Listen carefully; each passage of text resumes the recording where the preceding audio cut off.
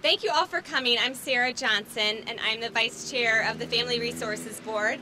And what a beautiful day and an exciting day to welcome everybody here to cut this ribbon to celebrate the new gymnasium. We are just thrilled to have so many people here. It's been a tremendous effort to get this work done. And I will tell you just a personal story. My husband, Tate, and I, Tate is here today. We took a tour of the gymnasium, of the entire campus, and it just struck us personally that this project needed to be done, and it struck a lot of people that same way, because here we are celebrating a tremendous renovation. The students at Family Resources, at Whitmire Learning Center, the community kids that come here, you know, it's really so exciting and such a privilege to be able to offer something that's nice. And the stories of the children and the teenagers that use this gymnasium are so varied and so special, and to be able to have this, I just think, is a testament to them and to everybody that cares about what happens on this campus. So again, thank you so much for coming, and I'll turn it over to Cheryl Goodwin. This is really an incredible day for us. It was kind of the last project. If you look around the campus, you'll see that many of the buildings have been renovated. Family Resources has built many of the buildings on this campus, and the gymnasium was the sore thumb standing out. So we couldn't be more thrilled to have this project done and have it ready for our kids to be recreating in. I have a couple of special thank yous that I would like to give today. One is the City of Davenport. They really kick-started this financially by providing us $250,000. We couldn't have done it without that. Once we received those dollars, we believed it was an opportunity to leverage those. And so my next thank you is to all of those donors, individuals, foundations, and grantors. And some of you are here today, but I would ask that when you take a tour, inside the gymnasium is a plaque with all of those donors listed.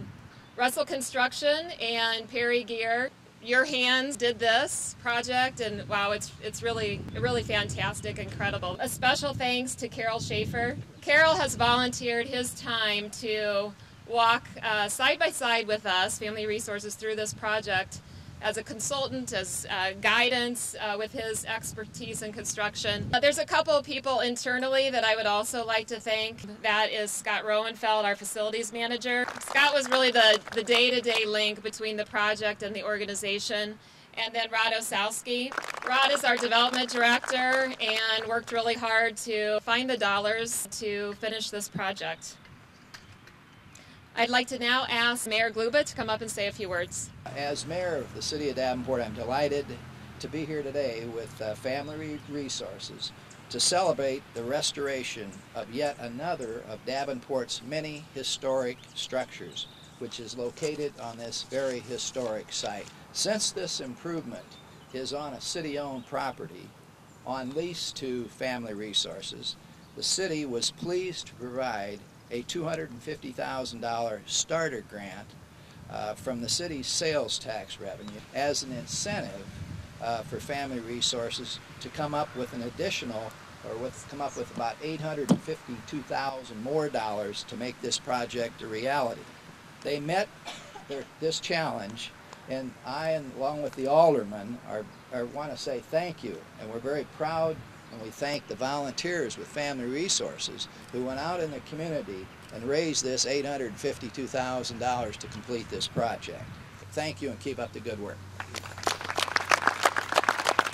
It's time for the exciting ribbon cutting, and I'm going to eventually ask all of you to come up and gather around, but there's a few special folks that I'd like to hand out scissors to help us in the actual cutting.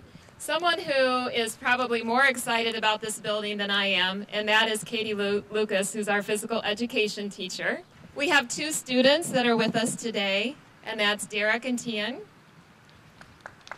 Mayor Gluba, our board members, Sarah Johnson, Dr. Doucette, and Dennis Conard.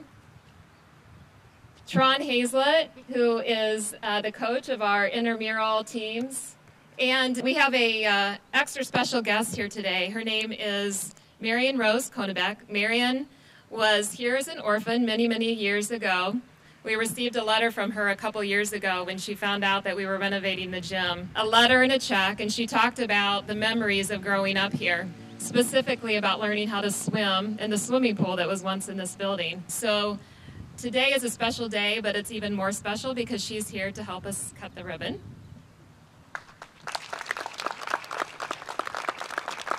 So I'm going to ask all these folks to grab scissors, and then if you could gather around. How about on the count of 3? Ready? 1, 2, 3.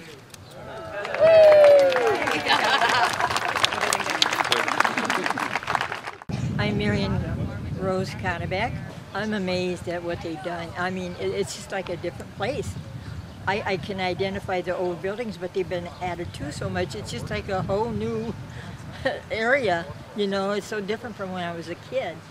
But I'm so glad too that when I got that periodical that they had a piece about this gymnasium being fixed, and so I'm thinking, well, I remember I spent a lot of time in that pool, and so I was just like a fish in the water, and so I just taught myself to swim. I just loved being in the water, and every chance I had to get there, I was there.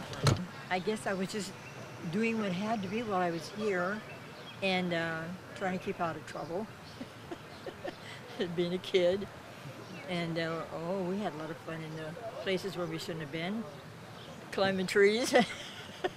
What did this mean to your life to have this place to come to? I think it was a good thing. I think it was, I think I'm better off for it. I really do, because heaven only knows how my life would have come. Maybe I wouldn't even be alive today. I mean, God only knows those things.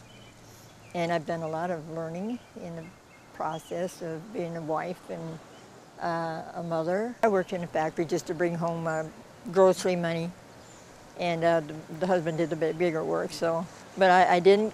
I only got a day job where I'd be home when the kids come out of school. So Mama was home when the kids got on the school bus and got to come home. Sometimes they say, you get out of life what you put in it. So